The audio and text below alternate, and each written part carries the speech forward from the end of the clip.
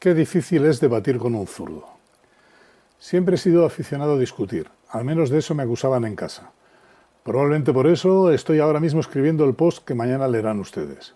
De vez en cuando me surge la ocasión de debatir con alguno de mis lectores a los que no le gusta lo que digo. Son normalmente gente que navega a murada babor y que de manera habitual aportan pocos argumentos y se apoyan más en la descalificación ad hominem que en el razonamiento. Pero si digo verdad, cada vez son menos los que pretenden discutir conmigo. Supongo que me consideran irrecuperable y por ahí me dejan en paz. Será por eso y porque tengo el gatillo muy fácil para aquellos que me insultan, a los que bloqueo sobre la marcha. Les cuento esto porque el otro día me encontré con un ciudadano que no estaba muy de acuerdo con mi apreciación sobre lo que el gobierno estaba haciendo con el coronel de la Guardia Civil, don Diego Pérez de los Cobos, y me escribió un comentario que paso a transcribir. Decía mi disconforme lector: todo está en el color del filtro con el que se mire. Participó en el 23F y varios escarceos similares. Eso no da confianza. Tengo experiencia con los lectores que empiezan suavecitos, pero ya suponía que esa suavidad escondía muchas ganas de ajustar cuentas. Porque cuando alguien habla de un guardia civil y dice que participó en el 23F, de inmediato el lector lo que ve es a un picoleto en el Congreso con una pistola en la mano. Así que me limité a contestar: ¿participó en el 23F? No me cuadra la edad. A esa contestación, que procuré fuera lo más concisa posible, mi interlocutor me largó un escrito de casi 500 palabras del que les voy a trasladar algunos párrafos porque mi contestación no quise entrar a debatir todo lo que se afirmaba en ese escrito. Decía mi interlocutor en el primer párrafo: Pérez de los Cobos, el coronel de la Guardia Civil cesado ayer, es un fascista pata negra que durante el golpe de Estado del 23 de febrero de 1981 se vistió con su camisa azul de la Falange y se presentó en el cuartel de la Guardia Civil de Yecla, Murcia, para ponerse a disposición de los golpistas. Pérez de los Cobos creo que tiene 56 años, así que en el 23F tendría 17, y está claro que de ser cierta la afirmación del debatiente, cuestión que dudo porque no sé si es cierta, pero aún dándola por exacta, deja bien claro que no participó de manera alguna en el 23F porque en Lorca no hubo nada. En el segundo párrafo me decía que fue juzgado y absuelto por torturas al miembro de ETA, qué paurra, al que llevaron de madrugada a un descampado y después de desnudarlo, golpearle con un objeto desconocido y arrastrarlo por el suelo, y ahí deja las torturas por finalizadas, y dice que el hecho ocurrió en plena investigación por el GAL. Las torturas fueron recogidas por 2 relatores de la ONU y en un informe de Amnistía Internacional en 1993. Mientras 3 subordinados fueron condenados a 12 años y 6 meses de prisión, el jefe del operativo, Pérez de los Cobos, fue absuelto.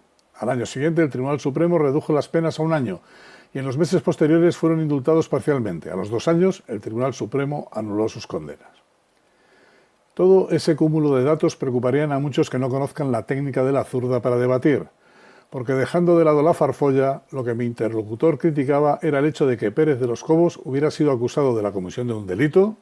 Hay que recordar la orden de ETA a sus comandos para que denunciaran siempre haber sido objeto de torturas y haber sido absuelto. Por otra parte, según él mismo, los 3 subordinados que fueron condenados a 12 años y 6 meses en primera instancia vieron como sus condenas eran anuladas por el Tribunal Supremo. Seguía mi interlocutor acusando a Pérez de los Cobos de reprimir a palos el referéndum del 1 de octubre en Cataluña y de estar involucrado en las cloacas del Estado y la policía política del ministro del Interior. Y ya de paso metía al hermano del coronel en la fiesta, haciendo constar que había sido militante del PP y señalaba que fue elegido presidente del Tribunal Constitucional por unanimidad de todos sus miembros, lo que daba una idea de lo fascistas que los conformaban.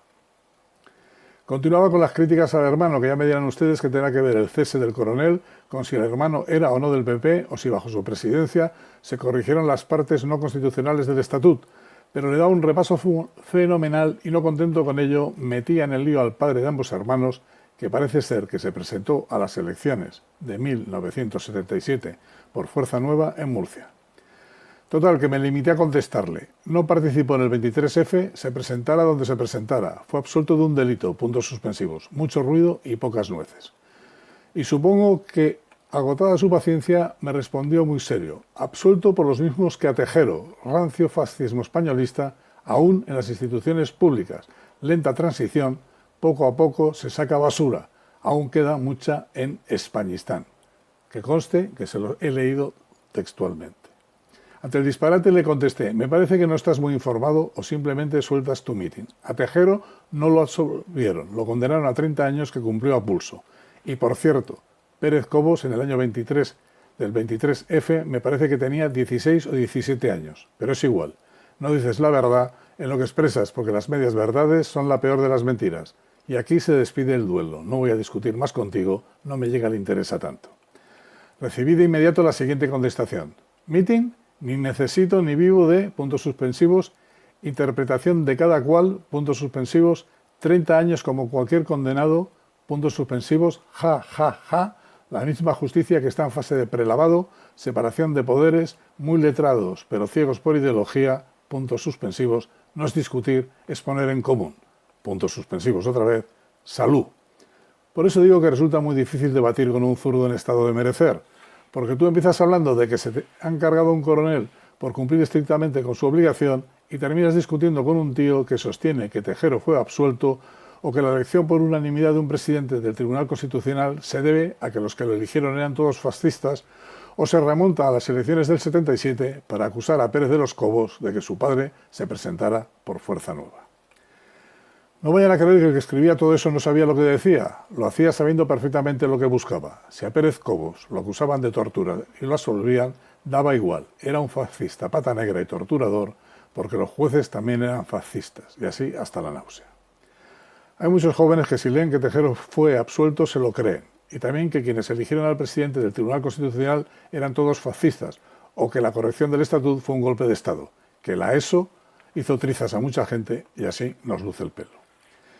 Me preguntaba alguien cercano a mí por qué no lo había bloqueado, y no he querido hacerlo en primer lugar porque me ha dado el artículo escrito y hay que ser agradecido, y además para que tenga la oportunidad de leerlo, y en ese momento, en cuanto me diga qué bonitos ojos tienes, lo bloqueo sobre la marcha.